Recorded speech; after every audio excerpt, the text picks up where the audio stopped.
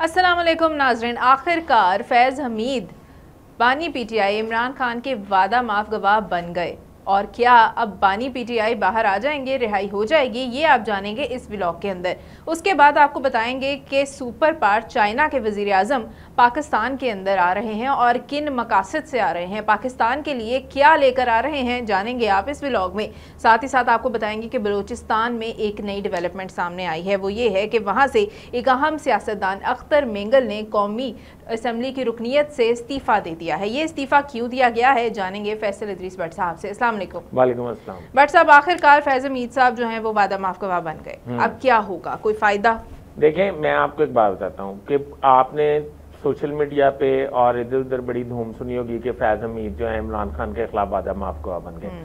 फैज़ Hamid actually वादा माफ गवाह बनना भी चाहें तो उन्हें हुकूमत या फौज वादा माफ गवाह इसलिए नहीं बनने देगी कि फैज़ हमीद इटसेल्फ मरकजी मुल्जिम है। फैज़ हमीद ने ये सारी प्लानिंग ऑर्गेनाइज की है और फैज़ हमीद ने ही ये तमाम इंतशार 9 मई और फौज के खिलाफ जो इंतशार फैलाया ये फैज़ हमीद ने फैलाया। ये जलाओ गिराओ फैज़ हमीद ने कराया।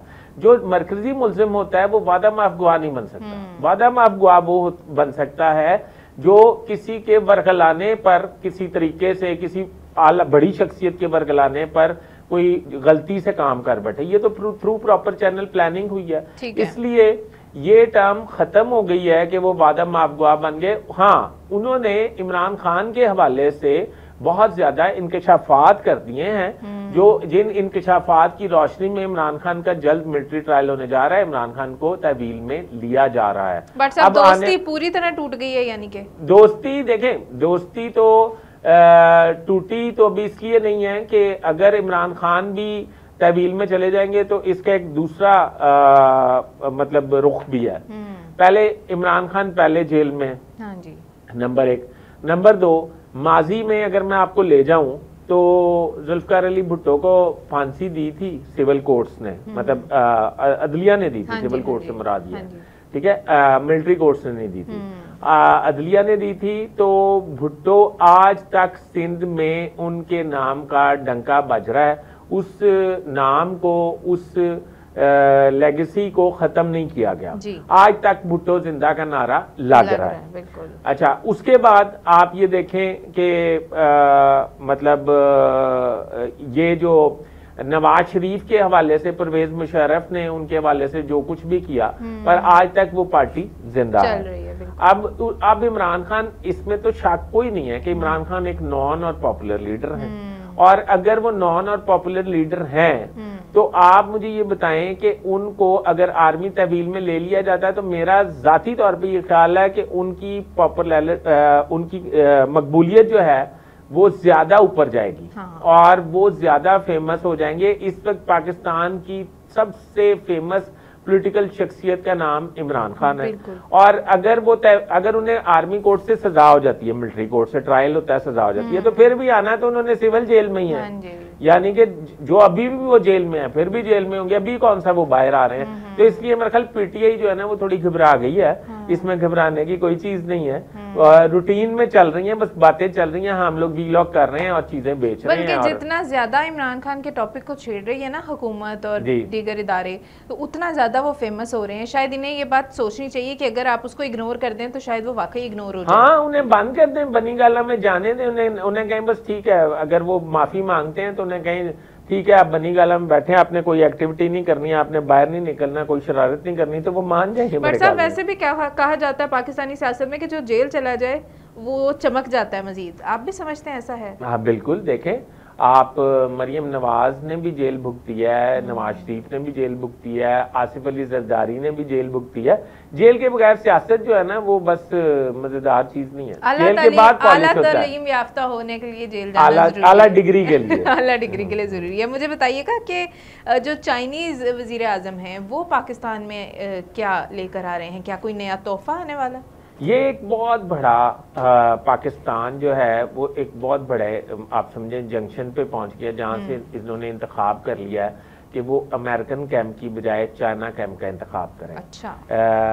खित्ते की एक सबसे अहम कॉन्फ्रेंस जो है शंघाई ताउन तंजीम कॉन्फ्रेंस जो है वो इस्लामाबाद में अगले माह होने जा रही है।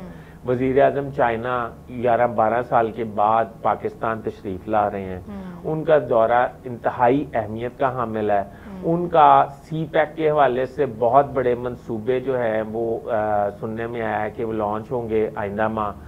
उनके आने से बहुत सारे MOU साइन होंगे। अच्छा। बलोचिस्तान की दहशतगर्दी जो मुल्क करवा रहे थे और पाकिस्तान और चाइना के ताल्लुकात मुतासर करना चाहते थे, उनको मुंह की खानी पड़ेगी।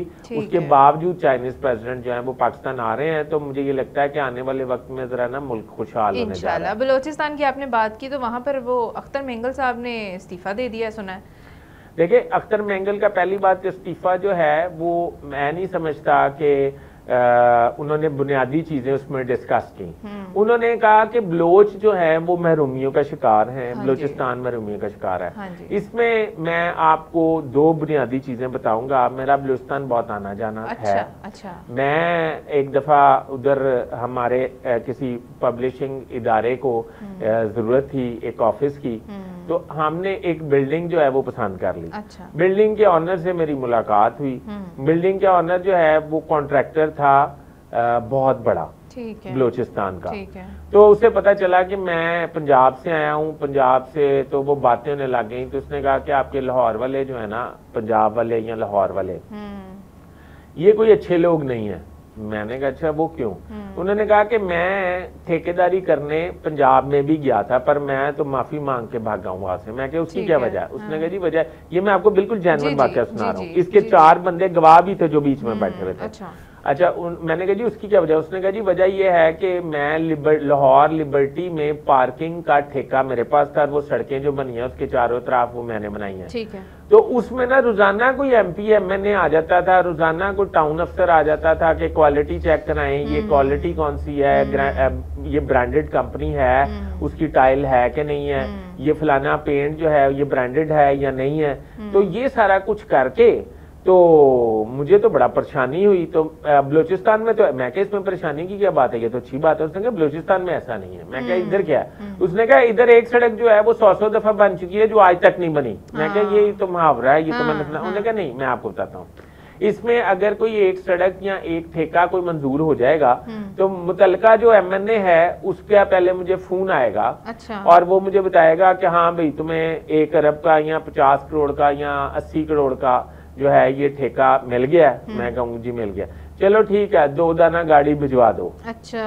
2 दाना गाड़ी भिजवा दो। ठीक है। तो 2 दाना गाड़ी मैं पूछूंगा कौन सी? वो फला 2 दाना गाड़ी भिजवा दो। मैं 2 दाना गाड़ी भिजवा दूंगा। फिर उसके भाई का फोन आ जाएगा कि आप ना मेरे डेरे पे मेरे ट्यूबवेल लगवा दो। तो मैं ट्यूबवेल लगवा दूंगा। फिर इस तरह ही किसी तीसरे बंदे की कॉल आएगी, उसकी भी मैं बात मतलब उसकी ख्वाहिश भी पूरी करूंगा। फिर मैं जाऊंगा वापस अपने डिपार्टमेंट में जहां से ठेका लिया है, वहां पे उन्हें बिल बना के दूंगा, उधर भी कुछ % दूंगा और पेमेंट मुझे हो जाएगी। ना उधर कोई क्वालिटी है, ना कोई काम है, ना कोई लेना ना देना। सड़क तो बन गई, ये बस उनकी सड़क तो बन गई। अब मसाइल, अब कहने का मकसद ये है कि ये बात मेरे लिए बड़ी लम्हा फिक्री है और बलूचिस्तान की अवाम के लिए भी। अगर उधर वहां हो रहा है तो इन लोगों को पकड़े जो आपके वसाइल को का खाना खराब कर रहे हैं और आपके वसाइल को खा रहे हैं। ये लिमिटेड लोग हैं, ये ज्यादा लोग नहीं है। और ये जो सरदारिज्म है वहां पे, ये वहां पे ज्यादा कुछ हो रहा है। तो अगर ये उधर भी तमीर और तरक्की शुरू कर दें तो मेरे ख्याल में तो बलूचिस्तान की महरूमियां दूर हो जाएंगी। और अब अख्तर मेंगल साहब कहते हैं कि वहां महरूमियों का जवाब तो मैंने उन्हें दे दिया। अब अगली बात ये है, उधर सरदाराना निजाम है, ये भी आपको पता है। इस पे फिर एक पूरा व्लॉग भी कर सकते हैं हम। मैं आपको बताऊंगा कि सरदार अख्तर मेंगल साहब ने इस बात का अयादा क्यों नहीं, जिक्र क्यों नहीं किया, इस बात का मतलब क्यों नहीं इस बात पे को हाईलाइट किया कि पंजाबियों को उधर बसों से उतार के मजदूरों को, दुकानों में काम करने वाले मजदूरों को मौत के घाट पे गद्दी से उतार दिया जाता है उनके शनाख्ती कार्ड चेक करके। लसानियत और तासुब का लेवल ये है।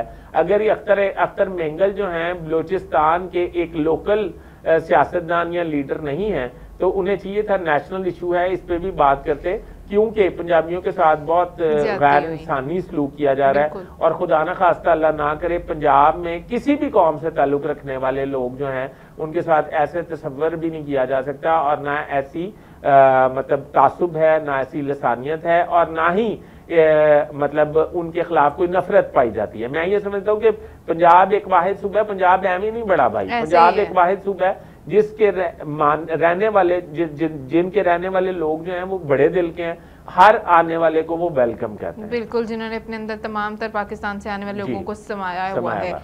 बहुत शुक्रिया भट्ट साहब आपकी कीमती इंकशाफात के लिए। अपने नाज़रीन से, अपने व्यूअर्स से ये रिक्वेस्ट करेंगे, एक मैंने रिक्वेस्ट और की, इनका इस्तीफा मंजूर नहीं होगा। असल बात ये है अख्तर मेंगल का इस्तीफा मंजूर नहीं होगा, इस पे कमेटी बन गई, अख्तर मेंगल को मना लिया जाएगा और अख्तर मेंगल वापस पार्लियामेंट में चले जाएंगे। बिल्कुल ऐसा कुछ नहीं होने वाला। तो ये जो असल काम है ना उनकी तरफ तवज्जो दें, अवाम को इस तरह से कभी इस्तीफा दिया और इस्तीफा ना दिया में मत उलझाएं। बहुत शुक्रिया भट्ट साहब। और नाज़रीन आप हमारे चैनल को सब्सक्राइब कर लें, वीडियो को लाइक भी करें, शेयर भी करें और बेल आइकन को प्रेस कर दें। अल्लाह हाफ़िज़।